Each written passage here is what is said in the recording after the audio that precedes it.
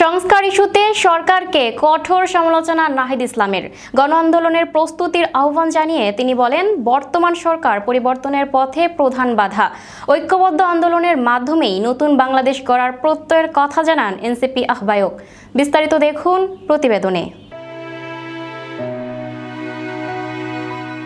জাতীয় নাগরিক পার্টির আহ্বায়ক ও বিরোধী দলীয় চিফ হুইপ নাহিদ ইসলাম বলেছেন, গণঅভ্যুত্থানের 2 বছর পরও আমরা সবাই এক জায়গায় আছি। আমরা সেই ঐক্যের জায়গায় আছি যে বাংলাদেশকে সংস্কারের মধ্য দিয়ে পরিবর্তন করতে হবে। এই পরিবর্তনের পথে প্রধান বাধা হয়ে দাঁড়িয়েছে বর্তমান বিএনপি সরকার। রবিবার 12 এপ্রিল রাজধানীর কাকরাইলে ডিপ্লোমা ইঞ্জিনিয়ার্স ইনস্টিটিউশন মিলনায়তনে এক মতবিনিময় সভায় এসব কথা বলেন তিনি। জুলাই শহীদদের পরিবার ও জুলাই যোদ্ধাদের সঙ্গে এই মতবিনিময় করে 11 দলীয় জোট। তিনি বলেন, সরকার কখনো জুলাই যোদ্ধা, কখনো 71-এর নাম ব্যবহার করে তাদের বিভিন্ন কাজের বৈধতা দিচ্ছে, কিন্তু 24 এবং 71 কোনোটিকেই তারা আসল ধারণ করে না। সরকার কখনো সংস্কার বাস্তবায়ন করবে না মন্তব্য করে নাহিদ ইসলাম আরও বলেন, আমরা চেয়েছিলাম সংসদে সবকিছুর সমাধান হবে, কিন্তু সংসদকে ব্যর্থ করে দেওয়া হয়েছে। এবার আমাদের গণ আন্দোলনের প্রস্তুতি নিতে হবে। গণ আন্দোলন ছাড়া সরকার সংস্কার বাস্তবায়ন করবে না। তবে এবার আমাদের পরিকল্পনা মোতাবেক রাজপথে নামতে হবে।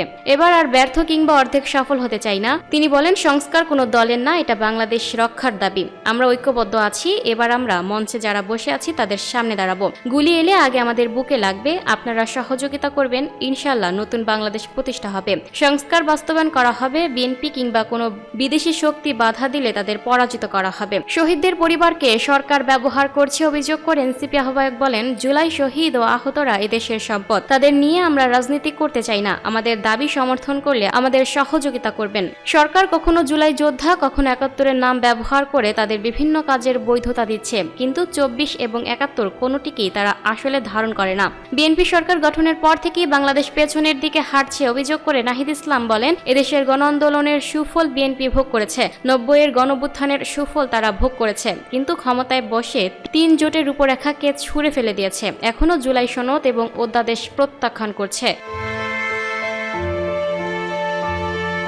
Lucky Akhter, up to date news, Dhaka.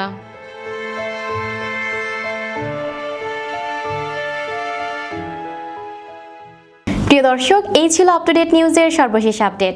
পরবর্তী আপডেট সবার আগে পেতে আপ টু ডেট নিউজের ফেসবুক পেজ এবং ইউটিউব চ্যানেলের সাথেই থাকুন। ধন্যবাদ।